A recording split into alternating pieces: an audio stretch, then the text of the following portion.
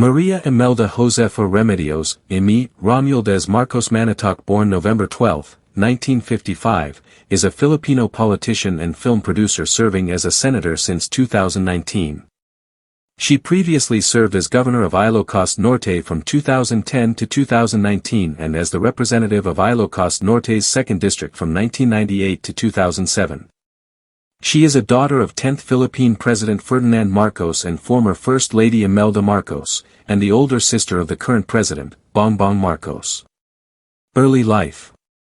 Imee Marcos was born on the morning of November 12, 1955 at Our Lady of Lourdes Hospital in Mandaluyong, then a municipality in Rizal, to Imelda and Ferdinand Marcos. She has 3 other siblings: Ferdinand Bongbong Marcos Jr., the current president Irene Marcos Araneda, and Imee Marcos, who was adopted.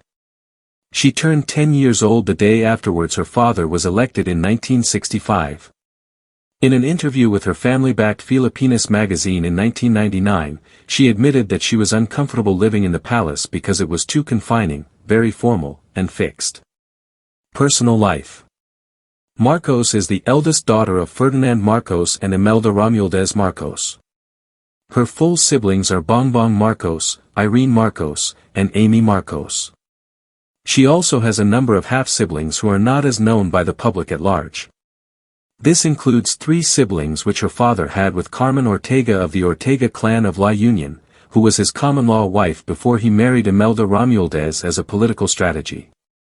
Marcos was married to golfer and former professional basketball coach Tommy Manotoc.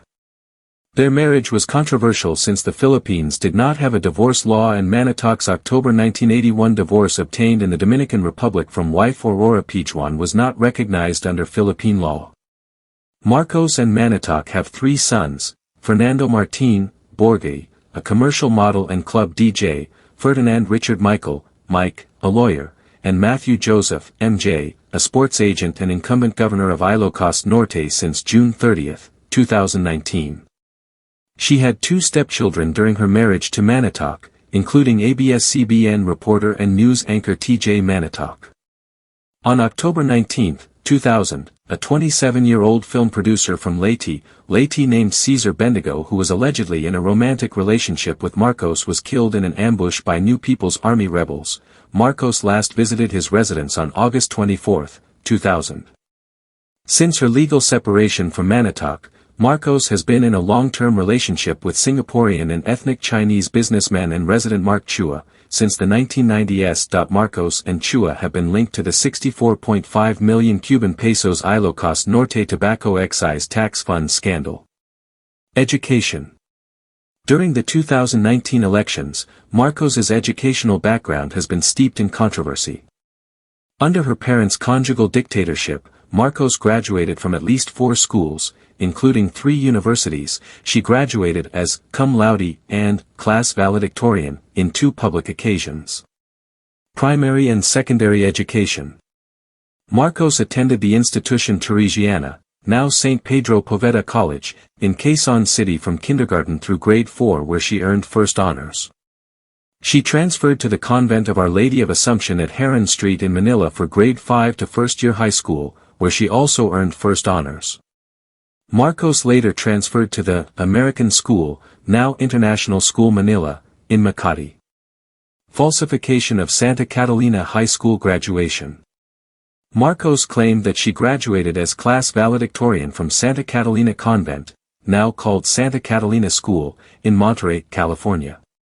On March 21, 2019, the assistant head of the Santa Catalina School, John M., stated the following: Imee Marcos attended our school for a brief period in the fall of 1972, she is not a graduate. Undergraduate education.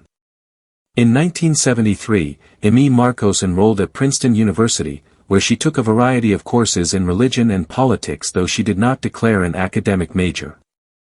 Marcos's stay at Princeton was marred with controversy, with Black and Asian students, Asian American Students Association, AASA, protesting her admission for allowing the daughter of a dictator to study at the university and as a potential threat to students who opposed the Marcos regime. She withdrew from Princeton in 1976, returned in 1977, and then withdrew for the last time in 1979. She did not receive any degree from Princeton University. According to a Princeton alumnus Richard Klein in the August 1983 issue of Town Topics, Marcos had flunked out. In the book Some Are Smarter Than Others, author Ricardo Manapat reveals that after the EDSA revolution, investigators from the Presidential Commission on Good Government found out that Marcos's tuition, $10,000 monthly allowance, and the 18th-century estate she stayed in while studying at Princeton was paid for using taxpayer money that could be traced partly to the intelligence funds of the Office of the President, and partly to some of the 15 bank accounts that the Marcoses had secretly opened in the U.S. under assumed names. Net worth. As a public official, Imee Marcos is required to declare her assets through the Statement of Assets, Liabilities, and Net Worth (SALN). However, her actual wealth remains a subject of speculation due to the historical allegations of hidden wealth against the Marcos family. Based on her official SALN, Imee has declared a net worth of around $1.2 million over the years. However, these figures are viewed with skepticism by many analysts and critics. Some reports suggest that the Marcos family's fortune could range into the billions, with several court cases and government efforts still ongoing to recover ill-gotten wealth. In addition to legal cases in the Philippines, the Marcoses have faced international scrutiny for assets allegedly stashed abroad, including in Swiss banks. Though some funds have been recovered by the Philippine government, many assets remain unaccounted for. While her personal wealth may not be openly extravagant, her lifestyle and connections suggest access to substantial resources. Houses and lifestyle. Residences. The Marcos family is known for owning multiple properties across the Philippines and abroad. Imee primarily resides in Ilocos Norte, where the family compound remains a symbol of their entrenched political power. One of the most famous Marcos properties is the Malacanang of the North, a former presidential residence turned museum. Imee also reportedly owns or uses multiple residences in Manila and Tagaytay, and has been linked to properties overseas, though documentation is often unclear or hidden behind legal entities. While she does not flaunt wealth to the same degree as her mother Imelda famously did, Imee lives comfortably, with access to luxury transportation, security, and exclusive social circles. Lifestyle and public image. Imee has carefully crafted a public image that balances tradition with modernity. She often portrays herself as a hardworking, no-nonsense politician who connects with the masses. Despite being born into privilege, she projects relatability, often using social media to share casual, behind-the-scenes looks into her work and personal life. She has also been known for her fashion sense, stylish yet understated compared to her mother. Imee supports local Filipino designers and often appears in native fabrics during official functions, subtly promoting Filipino culture. Known for her wit and confidence in interviews, she is often direct and unafraid to respond to criticism, whether about her political actions or the legacy of her family. Her stance on historical issues, especially martial law and her father's regime, remains loyal and unapologetic, which both endears her to loyalists and angers critics. Career under the Marcos administration. Declaration of martial law. Marcos and her siblings, Ferdinand Jr. and Irene, were studying overseas before Marcos signed Proclamation No. 1081 on September 21, 1972.